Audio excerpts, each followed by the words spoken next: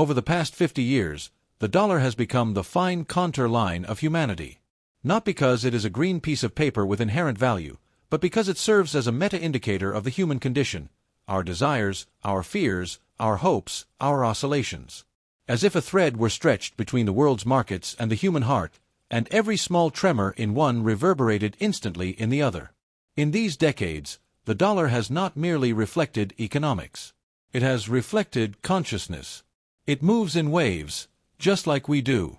Periods of expansion, of trust, of widening horizons, followed by periods of contraction, anxiety, and a return to fundamentals. It behaves like a living organism carrying our shared history on its back, responding to forces that are not only economic. Collective fear, cultural euphoria, ideological clashes, ethical crises, technological breakthroughs. Because before it is capital, it is human. And what explains the human being better than the place where he anchors his sense of security? Capital, assets, property, these are not just things one owns. They are deep expressions of human consciousness, the need to find stability in an unstable world, to build a point of grip between chaos and structure, between the unpredictable and the desire to understand, anticipate, control. The economic cycle is, in its deepest sense, the reflection of the human cycle. We create tides, and then droughts. We create mechanisms, and then break them when they cease to serve us.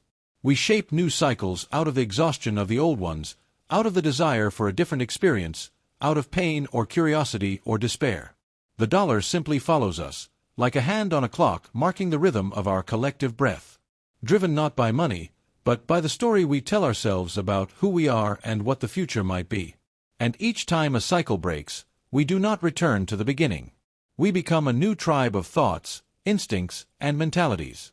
The dollar is nothing but the mathematical silhouette of this transformation, a delicate sketch of our inner life traced in a single line.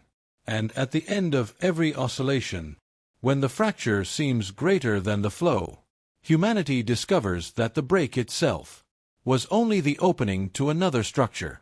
For every pattern that cracks gives birth to a new one, stronger, sharper, one that discards the excess and keeps only what can survive the storm. The dollar records this before us, as if etched on glass, a line rising, a line falling, and then, from the dust, a new shape stands upright. And so humanity learns to breathe again, to take one more step forward, and to understand that the fracture is not the end of the story.